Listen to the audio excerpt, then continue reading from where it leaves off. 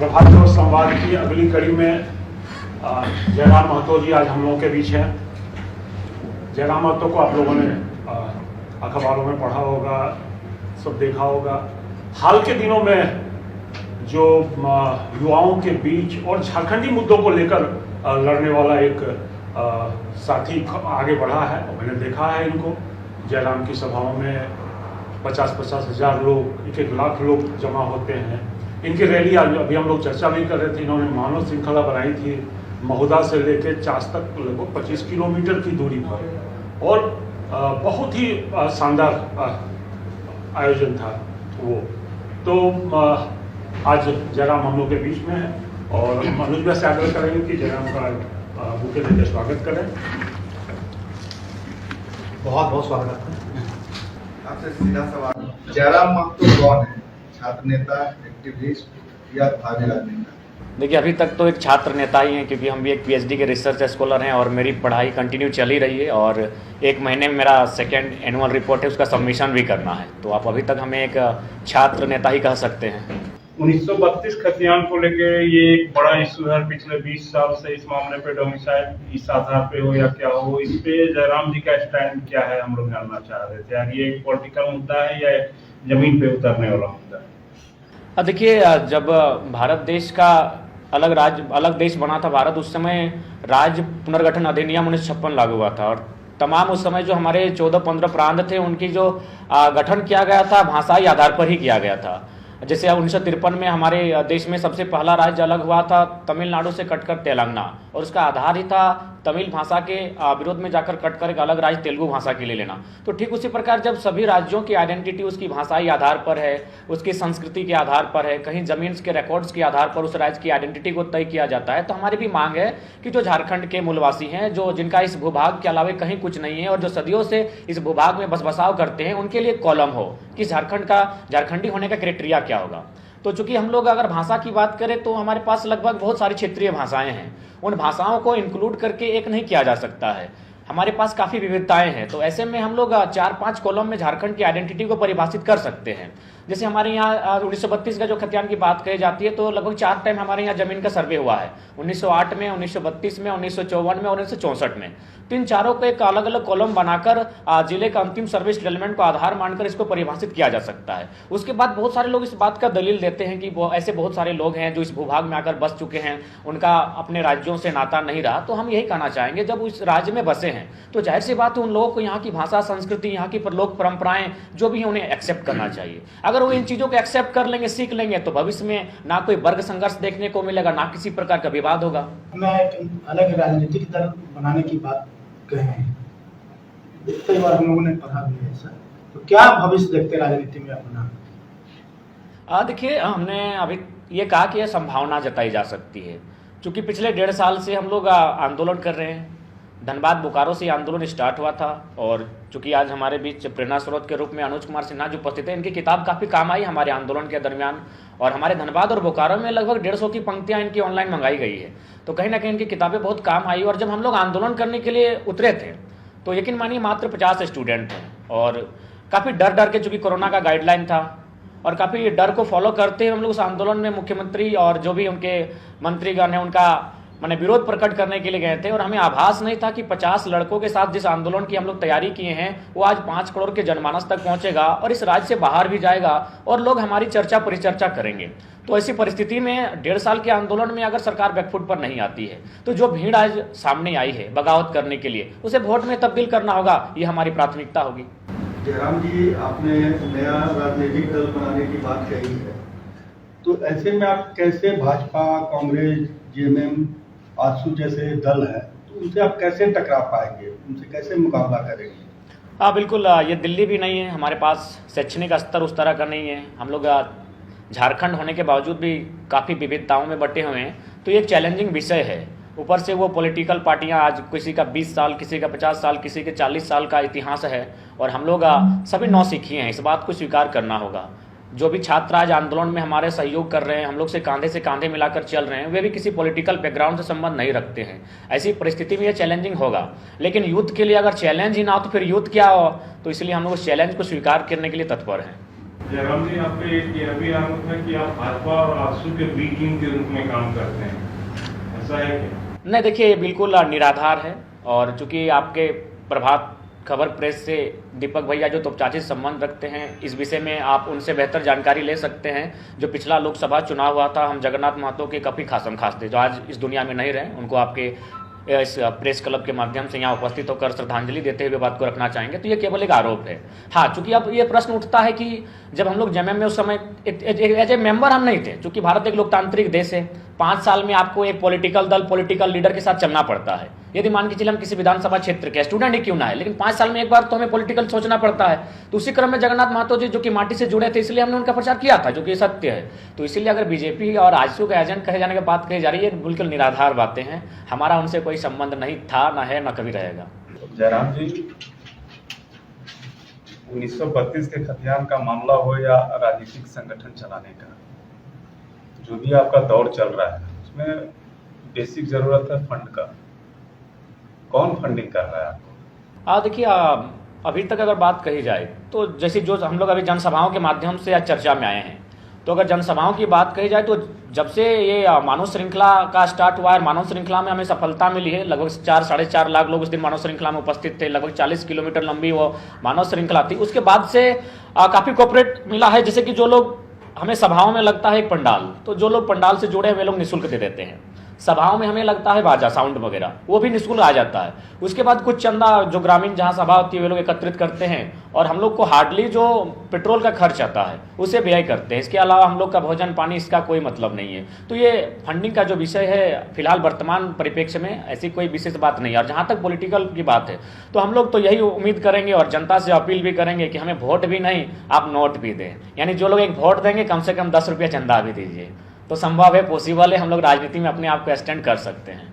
जयराम जी, 1932 आधारित नियोजन नीति झामुमो का कोर एजेंडा रहा है शुरू से। राज्य सरकार इसको विधानसभा से भी पारित की है, केंद्र से 9वीं अनुसूची में डालने का आग्रह भी किया गया है। इस पूरे प्रकरण पे आप क्या कहेंगे? इस पूरे प्रकरण में बिल्कुल आज अगर झारखंड मुक्ति मोर्चा के खिलाफ अगर आंदोलन किया जा रहा है, वर्तमान सत्ता में जो बैठी सरकार है, तो उसका कारण यही कि उनका मैनिफेस्टो में ये रहा है। और चूंकि वर्तमान सरकार को हमने इसीलिए लाया भी था। इससे जो पूर्ववर्ती सरकार थी, एनडीए की सरकार थी, उन्होंने कहीं ना कहीं सीएनटी का मुद्दा हो और 60-40 नियोजन नीति के तहत जो भी बहालियां ली गई थी, खासकर शिक्षकों की बहाली, जिसमें तत्कालीन शिक्षा मंत्री डॉक्टर नीरा यादव ने भी स्पष्ट अपना बयान दिया था कि हम लोग बाहर के राज्यों के अभ्यर्थियों को नहीं रोक पाएंगे। तो इन्हीं आक्रोश के खिलाफ जाकर झारखंड मुक्ति मोर्चा के नेतृत्व में सरकार बनी थी। और जब हमने आपको उस सरकार से नाराज होकर नई सरकार गठन करने में योगदान दिया था, वैसे में आपका योगदान बनता था कि आप जो भी मैनिफेस्टो के साथ सरकार में आए उन्हें पूरा किया जाए। लेकिन जब वो पूरा नहीं कर पाए तो निश्चय ही उसके खिलाफ आंदोलन होता है। राज्य आंदोलन इतना तीव्र हो चुका है कि राज्य में तीसरे विकल्प की लोग चर्चाएं कर रहे हैं। तो निश्चय ही इसमें सरकार ने प्रयास किया था, और 9वीं अनुसूची में डालने का भी इसलिए प्रयास किया गया ताकि भविष्य में कोई इसको चुनौती नहीं दे पाए।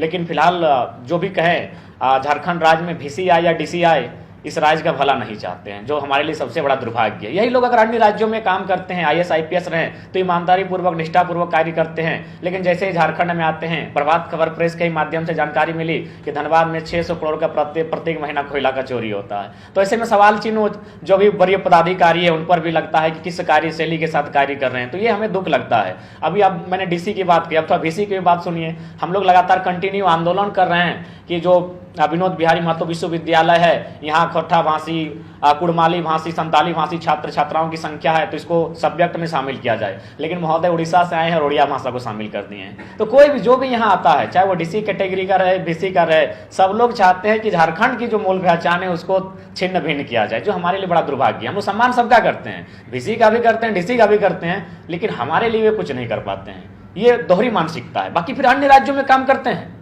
यही कैडर के लोग, यही IAS IPS जब अन्य राज्यों में पदस्थापित होते हैं तो उस राज्य की स्थिति के अनुसार कार्य करते हैं।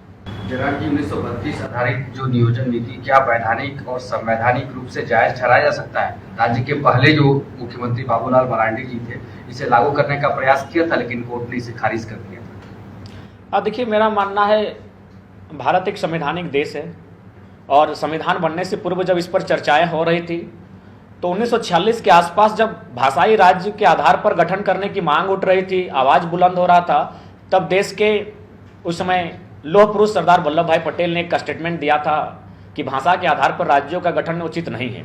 लेकिन 2 साल बाद उस महान शख्स ने स्थिति और परिस्थिति को भांपते हुए, नजाकत को समझते हुए अपने स्टेटमेंट में बदलाव किया और 1948 उन्होंने फिर दोहराया कि लोकतंत्र में अगर लोगों की मांग अगर नेगेटिव भी है, अगर लेकिन बहुत बड़ा समूह अगर मांग रहा है तो लोकतंत्र में लोगों की मांग को मान लेनी चाहिए।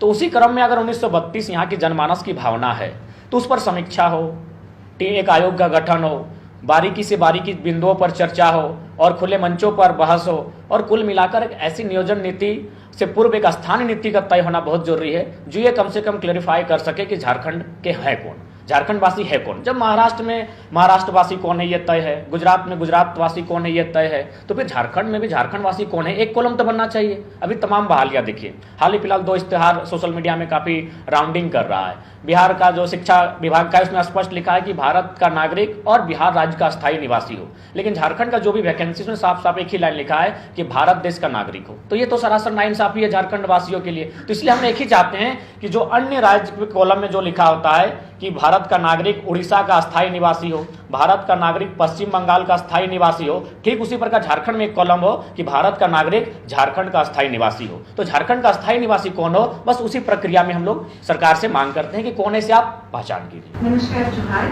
मैं लता आपसे जानना चाहेंगे कि आप अपनी राजनीतिक जमीन कहाँ से तलाश रहे हैं, यानी कि आप चुनाव कहाँ से करें?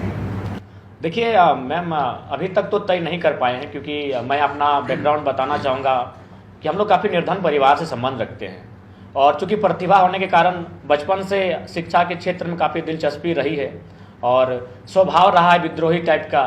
तो इसीलिए हम लोग यहाँ तक आज पहुँचे हैं, अपने प्रतिभा अपने शिक्षा के दम पर यहाँ तक पहुँचे हम लोग बेशक। लेकिन अभी भी अगर पॉलिटिकल बैकग्राउंड की बात कही जाए तो थोड़ा सा हम लोग उस पर मैंने डरा सहमा हो जाते हैं जब देखते हैं परिस्थितियों को, काफ़ी धनबल का प्रयोग होता है। मैंने उसका अनुमान नहीं कर पाएंगे कि इतना धनबल का आज के राजनीतिक परिवेश में प्रयोग होता है। तो थोड़ा सा हम लोग डरे सहमे हो जाते हैं, क्या हम लोग इस राजनीति में टिक पाएंगे कि नहीं। लेकिन फिर भी उम्मीद करते हैं कि आज जो जनता आंदोलन करने के लिए सड़कों पर हमारे साथ आई है, जो लोग आज सर पर लाठियां तोड़ने पर भी विवश हैं, जो लोग हमारे चलते आज सड़कों पर आकर आंदोलन कर रहे हैं, फायर तक झेल रहे हैं, तो वे लोग कहीं ना कहीं जो आज भीड़ तंत्र बनकर आई है, वोट तंत्र होकर हमारा सहयोग करेगी। और जब राजनीति की बात आएगी तो हम लोग जहाँ से हम लोग का उदय हुआ है दामोदर नदी का किनारा, तो वहीं से राजनीतिक उदय भी होगा।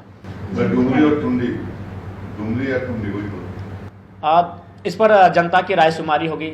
हम अपने व्यक्तिगत राय लेकर किसी को थोपने नहीं जाएंगे कि हम लीडर बनने आए हैं। अगर जनता स्वीकार करेगी, हाल ही फिलहाल डुमरी के कुछ साथी आए थे, बोला कि उपचुनाव है, सीट खाली है और आप भी टाइगर नाम से जाने जाते हैं, शिक्षा मंत्री भी टाइगर नाम से जाने जाते थे, तो आप क्यों नहीं आते हैं। हम बोले हम एक शर्त पे आएंगे।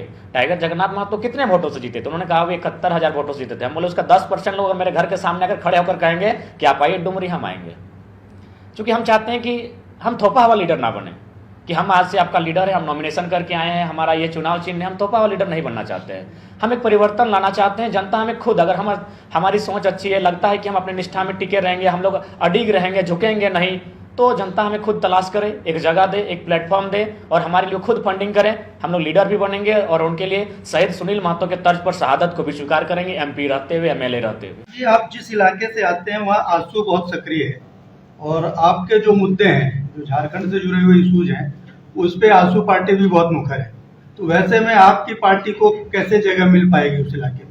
देखिए, सबसे पहली बात निश्चय ही हम लोग जिस क्षेत्र से आते हैं वहाँ क्षेत्रीय दलों का प्रभाव है। आजसू के साथ झारखंड मुक्ति मोर्चा का भी प्रभाव है। हालांकि अब जब से ये आंदोलन स्टार्ट हुआ है दोनों का प्रभाव कम हुआ है और विशेषकर जो युवा मंडली है वो एकदम कह सकते हैं 95% युवा इस आंदोलन से जुड़े हैं। 5% वैसे युवा अभी भी राजनीतिक दलों के साथ संबंध है जिनका उनके बदौलत घर चलता है। जैसे कुछ मैंने नली, गली, सड़क इत्यादि का टेंडर मिल जाता है, तो ऐसे ही 5% युवा आज उन दलों के साथ जुड़े हैं। बाकी 95% युवा इस राज्य में बदलाव लाने के लिए हमारी जो विचारधारा है या फिर जो हमारा संगठन है, समिति है, उनके साथ जुड़ चुके हैं। तो ऐसे में चैलेंजिंग होगा उनके साथ सामने आना, उनका फेस करना। लेकिन कुल मिलाकर हम लोग कोयलांचल में खासकर बहुत पॉजिटिव दिख रहे हैं। आंदोलन हो चाहे पॉलिटिकल बातें हो, क्योंकि पंचायत चुनाव में भी देखिए बहुत सारे जो यूथ हैं 21-22 साल की उम्र में मुखिया सरपंच बनकर आए हैं, जिला परिषद बनकर आए हैं, तो विधायक बनकर भी आएंगे, इसमें नो डाउट होना चाहिए। सरकार ने हाल ही में नियुक्तियों का दरवाजा खोला है, बड़े पैमाने पर नियुक्तियां भी चल रही हैं। ऐसे में 60-40 जो है वो कैंपेन भी चल रहा है, तो इस नीति से आपको क्या परेशानी है? देखिए दादा, सबसे पहली बात है कि परेशानी इसका सबसे बड़ा विषय है 15 नवंबर 2022 को एक बहाली आई जिसमें सहायक अभियंता की बहाली ली गई। उसमें जो 60-40 यानी जो 40 था उसमें 93% जो अभ्यर्थी आए यहाँ इंजीनियर बन के, मैक्सिमम क्या 93% अन्य राज्यों के अभ्यर्थी हैं। उसके बाद आपका पब्लिक प्रोसिक्यूटर की बहाली ली गई, उसमें भी जो अपेंड टू ऑल का कैटेगरी है लगभग 90% अभ्यर्थी अन्य राज्यों से आए। और हाल ही फिलहाल शिक्षकों की बहाली ली गई और तमाम चैनल के माध्यम से हम लोगों ने देखा इसमें भी लगभग 1200 से 1400 अभ्यर्थी ऐसे हैं जो इस राज्य से नहीं है। तो ये तो नुकसान सबके सामने जाहिर है कि राज्य हमारा और अन्य राज्यों के अभ्यर्थियों को प्राथमिकता मिल रही है। ओपन टू ऑल का मतलब है उसमें झारखंडी नो चांस है, इसलिए चांस नहीं है। मैं बताना चाहूँगा अभी जो शिक्षक की बहाली हमारी होगी और उसका जो कोर्स है उसकी तैयारी दिल्ली में हो रही है, उसकी तैयारी लखनऊ, इलाहाबाद और पटना 4 कोचिंग सेंटर में उसकी तैयारी शुरू हो चुकी है। और जो लोग हमारे यहाँ जो बीएड करके बैठे हैं जो उस फॉर्म को भरेंगे वे लोग अपना घर गृहस्थी देख रहे हैं। हमारी बहनें अपने ससुराल में अपने घर गृहस्थी देख रही है, हमारे भाई कहीं मजदूरी कर रहे हैं। तो ऐसी परिस्थिति में दिल्ली के कोचिंग संस्थानों में जो तैयारी कर रहे हैं, जो पटना, इलाहाबाद, लखनऊ में तैयारी कर रहे हैं, उनसे हमारे छात्र मुकाबला नहीं कर पाएंगे। तो इसीलिए हमें आपत्ति है। जनाब जी, राज्य सरकार का कहना है कि आप जैसे लोग नियुक्ति में बाधक हैं, क्या करेंगे? देखिए, राज्य सरकार की गलतफहमी है। हम लोग खुद पीएचडी के छात्र हैं और अगर हमारा अपना भविष्य सुरक्षित दिखता तो जाहिर सी बात है एक पीएचडी का छात्र होने के नाते हम तो सड़क पे नहीं आते। हमें स्टार्टिंग में हमें भी डर लग रहा था कि हम पीएचडी के छात्र हैं, जिन विश्वविद्यालय से मेरी डिग्री प्राप्त होगी वहाँ भी कहीं आंदोलन में आने के बाद हमारी डिग्री पर समस्या ना हो। इस तरह की बहुत सारी बातें आई थी हमारे जहन में, हम भी डरे सहमे थे। और एक सप्ताह बाद जब आंदोलन बोकारो में स्टार्ट हुआ, हम लोग एक सप्ताह बाद धनबाद में इसकी एंट्री हुई थी। लेकिन राज्य सरकार अगर इस प्रकार की मंशा रखती है तो उनसे हम स्पष्ट पूछना चाहेंगे कि आप स्वयं बताएं कि आप जो कहते हैं, बार बार कंटिन्यू कहते हैं कि विश्वास रखिए, आपका भाई है, आपका बेटा है, तो फिर 1200 से 1500 शिक्षक अन्य राज्यों को कैसे आते हैं? आप उनको रोकने के लिए कौन सा बैरियर लगा रहे हैं? और नहीं तो फिर ये राज्य बनने का, ये गठन होने का कोई चांस ही नहीं है। उदाहरण के लिए हम एक बहुत पुरानी फोटोकॉपी लेकर आए हैं, हम उसे शेयर करना चाहेंगे। ये जब हम बिहार में थे, झारखंड जब बिहार में था उस समय का ये मामला है। इसमें एक मयूरभंज के नाम है उनका गुरुचरण कलुंडिया, ये पटना दिनांक 4/11/1999 का मामला है। ज्ञापन संख्या 166/लो से इसका फुल फॉर्म कुछ हो सकता है, संभावना है। इसमें उनका जो मूल पता है जिला मयूरभंज उड़ीसा। ये गुरुचरण कलुंडिया जी जो बोकारो बीएसएल है वहाँ पर कार्य कर रहे थे। तो जैसे उड़ीसा के थे लेकिन 40 साल उनके पिताजी ने वहाँ कार्य किया। ये वहीं बोकारो में जन्मे, उनका जो प्रारंभिक शिक्षा हुई बोकारो में हुई और उन्होंने शिक्षा पात्रता के लिए अपना फॉर्म भरा एज ए टीचर के रूप में, और उस परीक्षा को पास भी करते हैं। लेकिन बिहार सरकार के द्वारा उनको लेटर जारी होता है, विषय प्राथमिक शिक्षक प्रतियोगिता परीक्षा विज्ञापन संख्या 43/96 जिला चाईबासा के आधार पर प्राथमिक शिक्षक पद पर नियुक्ति के संबंध में उपर्युक्त विषय के संदर्भ में निर्देशानुसार सूचित करना है कि प्राथमिक शिक्षक प्रतियोगिता परीक्षा 1996 के आधार पर आपका परीक्षाफल प्रकाशित किया गया था, परंतु जांच के क्रम में पाया गया कि आप बिहार राज्य के बाहर के मूल निवासी हैं। बिहार राज्य सरकार के आरक्षण नियमावली के अनुसार केवल बिहार के मूल निवासी को ही आरक्षण का लाभ देय है। अतः बिहार राज्य के बाहर के मूल निवासी होने के कारण आपको अयोग्य घोषित करते हुए आपके परीक्षा फल को रद्द कर दिया गया है। ये सरकारी डॉक्यूमेंट से पूरे लिखित प्रमाण के साथ हम लोग डॉक्यूमेंट्स को निकाल के रखे। जब हम बिहार में थे तो ठीक था, जब हम बिहार में थे तब उड़ीसा के लोगों को जब यहाँ अगर परीक्षा भी पास करते थे उनको लेटर जारी होता था कि भाई आप हमारे राज्य के नहीं है। तो जब हम झारखंड बन गए उसी बिहार से टुकड़ा होकर, तो ये नियम वाली क्यों नहीं बन रही है? तो हम तो कहीं गलत लड़ाई हमारी नहीं है, हम लोग डॉक्यूमेंट्री लड़ाई लड़ रहे हैं, संवैधानिक लड़ाई लड़ रहे हैं, हमारी लड़ाई कहीं गलत नहीं है। जयराम जी, झामू लोविन हेम्ब्रम सहित कई लोग 1932 के पैरोकार हैं, उन्हें आप कैसे जोड़ेंगे? उनसे कंटिन्यू बात हो रही है और लगातार उनसे बातचीत हो रही है। जो 1932 और झारखंडियत मुद्दों पर सरकार में बैठकर या फिर विपक्ष में बैठकर, विपक्ष विधायक दल में रहकर भी अगर उनमें भावना हमारे साथ जुड़ी है तो उनसे कंटिन्यू बात हो रही है। और हम लोग उनको खुले मंच पर आमंत्रित भी करते हैं, उनसे लगातार टेलीफोनिक बातचीत कर रहे हैं और प्रयास करेंगे कि जब अगर हम लोग विकल्प की ओर बढ़ें तो सबका साथ लेकर बढ़ें, उनका आशीर्वाद, उनका सुझाव, उनका अनुभव को लेकर बढ़ें। उनसे बातचीत होती है। साथ आने के लिए तैयार हो? हाँ जी, अभी तक तो जितनी भी चर्चाएं हुई है उनमें जो भी पॉलिटिकल लीडर हैं जो पूर्व में आंदोलनकारी रह चुके हैं वे लोग साथ आने के लिए तैयार हैं, साथ देने के लिए तैयार हैं। हालांकि कुछ बंदिशें हैं, पार्टियों का दबाव है, जिस कारण थोड़ा सा वे मैंने डायरेक्ट नहीं हो पाए हैं। लेकिन भविष्य में मुझे लगता है 24 में कुछ परिदृश्य मैंने जो है परिदृश्य बदला हुआ दिखेगा। जयराम जी, पूर्व विधायक है गीताश्री उरांव, अमित महतो, ये सब 32 के खतियान के नाम पे जो अभियान चल रहा है उसमें वो लोग जारी कर रहे हैं, आंदोलन कर रहे हैं। इनको एक मंच पर आप लाएंगे या लाने की कोशिश कर रहे हैं? देखिए, हम लोग प्रयास करेंगे कि इनका अनुभव, इनका मार्गदर्शन, इनका आशीर्वाद हमें मिले। लेकिन एक बात निश्चय है, अगर मान के चलिए हमारे संपर्क में लगभग तमाम बहुत सारे पॉलिटिकल लीडर ऐसे हैं जो पूर्व में सांसद, पूर्व में विधायक रह चुके हैं, वैसे उनसे लगातार संपर्क होती है। यदि मान के चले सभी को हम लोग जोड़ लेते हैं, थोड़ा देर के लिए मानते हैं, सम्मान सबका करते हैं, आदर सबका करते हैं, लेकिन ये नव आंदोलन है, नई चिंगारी है, नए पौधे हैं, नए नौजवान हैं, क्या हमारे साथ उनका कम्युनिकेशन होगा किस प्रकार का? यदि फिर उनको ले आते हैं और अगर किसी दिन ऐसी परिस्थिति बनती है जिस पर बाबूलाल मरांडी के साथ हुई थी, 12-13 विधायक बनाकर लाएं, आज उनका लगभग शून्य हो चुका है। तो सबसे बड़ा बात है कि ये नई पीढ़ी है, दोष हम पर आएगा, दोष गीताश्री दीदी पे नहीं जाएगा, ना अमित दादा पे जाएगा, ना लोबिन दादा पे जाएगा, ना भेसरा जी पे जाएगा। दोष किस पर जाएगा? जो अभी नए लड़के हैं, हम पे दोष आएगा, कालिक हम पे लगेगा, दाग हम पे लगेगा। तो इसलिए हम लोग पहले आत्ममंथन कर लेंगे, क्योंकि हम कल का सूरज हम हैं, इस बात को तो राज भी जानती है और सभी जानते हैं। तो इसलिए हम लोग के बीच एक आत्ममंथन चल रहा है कि हम किनके साथ किस प्रकार से हैंडल करें। ये चीज़ें जब क्लियर हो जाएंगी तो हम लोग निश्चय ही प्रेस कॉन्फ्रेंस के माध्यम से और इसी प्रभात खबर के ऑफिस में कार्यालय में बैठकर हम लोग सारी चीज़ों का राष्ट्रीय का उद्घाटन कर देंगे। झारखंड में चमरा लिंडा जैसे नेताओं ने संगठन बनाकर लोगों को गोलबंद करने का प्रयास किया, लेकिन बाद में राजनीतिक पार्टियों में ही उनको तलाशना पड़ा है। आज झामुमो में है, आप अपने नजदीक किस राजनीतिक दल को पाते हैं जहां भविष्य में आप जा सकते हैं? देखिए, अगर हम लोग किसी राजनीतिक दल में चल जाते हैं तो फिर ये बिहार के कन्हैया कुमार और गुजरात के हार्दिक पटेल की कहानी हो जाएगी, और हम लोग चाहेंगे अकेला चलेंगे। अगर राजनीतिक सफलता नहीं मिलेगी तो हम लोग एक दार्शनिक, एक चिंतक बनकर रहेंगे, लेकिन जनता का जो विश्वास है उसके साथ समझौता नहीं करेंगे। आज राज्य को ऐसे नेताओं की आवश्यकता नहीं है जो अपने स्वार्थ सिद्धि के लिए किसी भी दल का त्याग करते हुए किसी दल में चले जाएं। तो निश्चय रहिए आप, आज हम लोग यहाँ बैठकर पूरी निष्ठापूर्वक कहते हैं कि हम लोग भविष्य में अगर हम लोग कोई राजनीतिक दल के रूप में आते हैं, हमारी सीटें कम अधिक रहती है तो हम लोग गठबंधन की सोच सकते हैं, लेकिन विलय की नहीं सोचेंगे। उर्मी एसपी बनने के लिए आज झारखंड, पश्चिम बंगाल, उड़ीसा तीनों स्टेट में आंदोलन चल रहा है।